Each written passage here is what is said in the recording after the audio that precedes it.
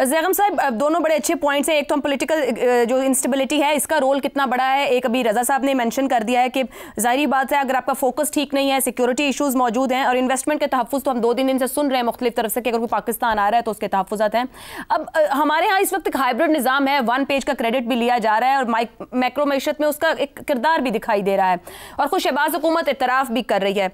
मगर अभी दिसंबर 2024 में वो खुद ये बात कह रहे थे कि उनको भी वसवसे आते हैं कि अल्लाह करे शराकतदारी और ताउन बरकरार रहे, मगर इस मुल्क में तो कुछ भी प्रिडिक्ट नहीं किया जा सकता, कभी भी कुछ भी हो सकता है, कब क्या हो जाए। तो आपको लगता है कंटिन्यूटी अब मुझे किसी की हुकूमत से नहीं कुछ लेने देना, पाकिस्तान की तरक्की और मईशत की बात करें, आपको लगता है ये सफर आगे बढ़ेगा, चल पाएगा?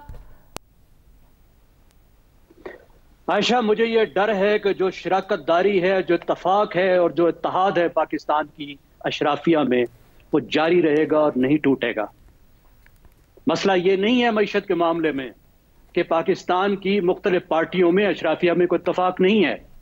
मुझे बताइए 2018 से 2024 तक 3 हुकूमतों ने लीड किया गवर्नमेंट में, और अगर आप इत्तेहादी गिन लें तो पाकिस्तान की तमाम सियासी जमातें हुकूमत कर चुकी हैं इस अरसे में।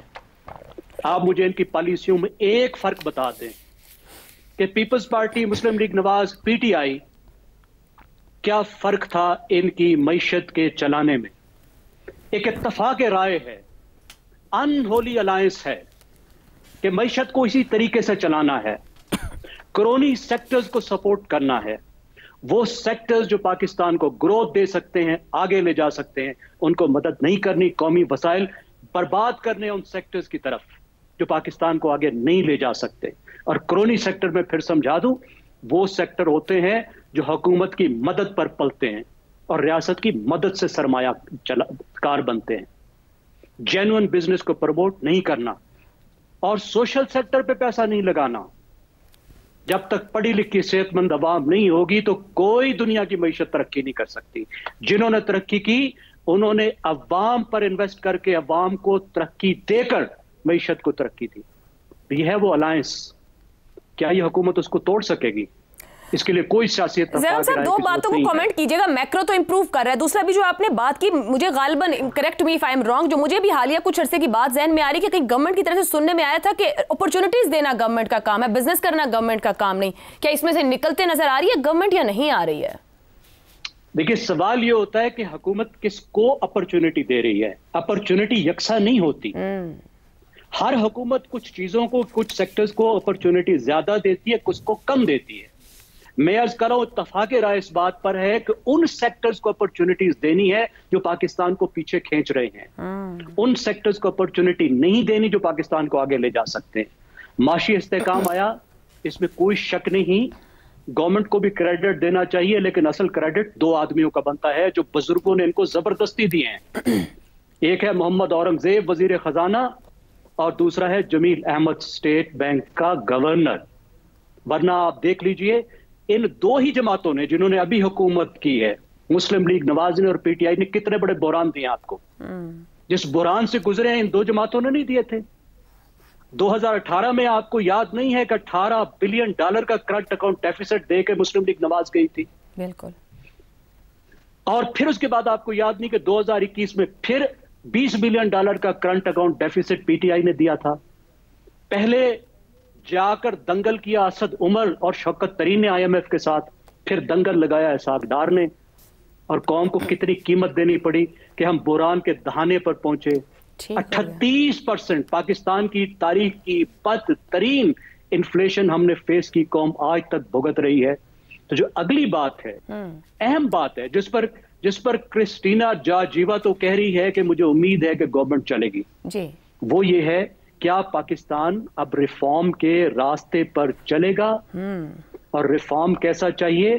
कंसिस्टेंट, मुस्तकिल चाहिए, फैसला कौन चाहिए। ठीक हो गया जी, कि आप करें और करते जाएं रिफॉर्म्स। ठीक है जी, कंसिस्टेंट रिफॉर्म्स हो तो नताइज मिलेंगे। इफ्तिखार साहब, मैक्रो मईशत के असरात अवाम की थाली तक आए नहीं हैं। अयूब, ज़िया, मुशर्रफ या नवाज शरीफ के अदवार की मिसालें भी हमारे सामने हैं। माइक्रो तक टाइम लगता है, मैक्रो तक पे कुछ ना कुछ और। क्या अब की बार मैक्रो मईशत से भी सिर्फ अशराफिया ही मुस्तफीद होगी, जो भी ज़ैगम साहब ऊपर बात कर रहे थे? देखो, ज़ैगम जो कह रहा है कि उन शोबाजात में सरकार मदद करती है जिसमें अशराफिया जन्म लेती है, अशराफिया को फ़ायदा पहुंचता है।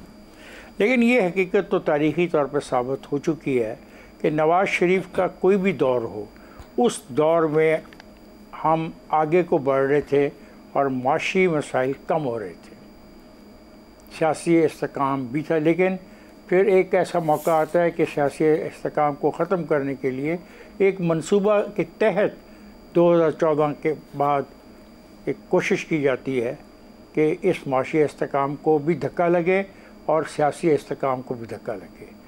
वो लोग हैं ज़िम्मेदार तबाही के, और ये तो कोशिश थी मौजूदा हुक्मरानों की। ये सही कहते हैं कि उनकी सियासत दाव पे लग गई और उन्होंने अपनी सियासत को दाव पे लगकर पाकिस्तान को डिफ़ॉल्ट होने से बचाया। अब उनके बदतरीन दुश्मन भी ये कहते हैं, और लोगों को तवक्को थी कि IMF की आज की जो मीटिंग होगी उसके बाद सुर्खियाँ ऐसी सी लगेंगी कि जो एक ख़ास सियासी जमात के मफादात में हैं।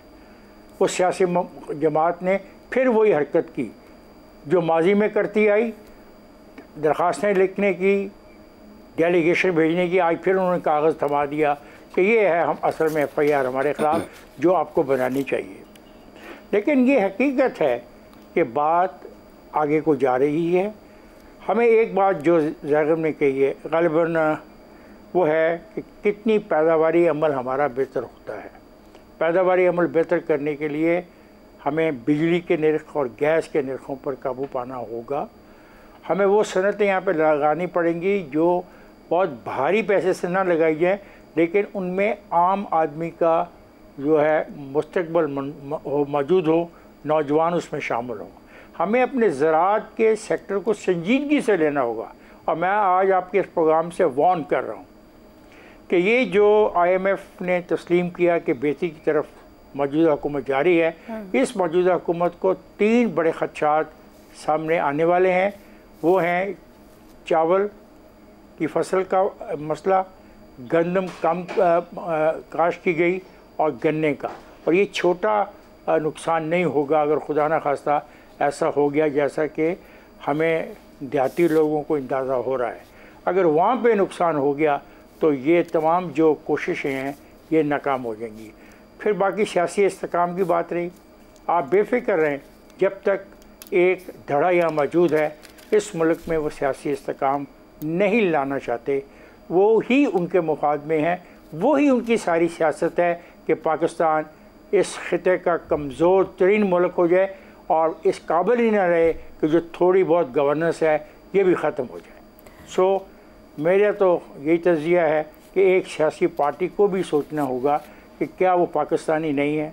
और मैं 20 मरतबा कह चुका हूँ, अगर नुकसान होता है, गुर्बत और बढ़ती है, तो उस गुर्बत पे उनके लोग भी तो शामिल होंगे ना। ये तो नहीं है ना कि PTI का वर्कर जो वो गरीब नहीं होगा और पाकिस्तान मुस्लिम लीग नून का जो वर्कर है वो गरीब हो जाएगा। ऐसा नहीं होगा।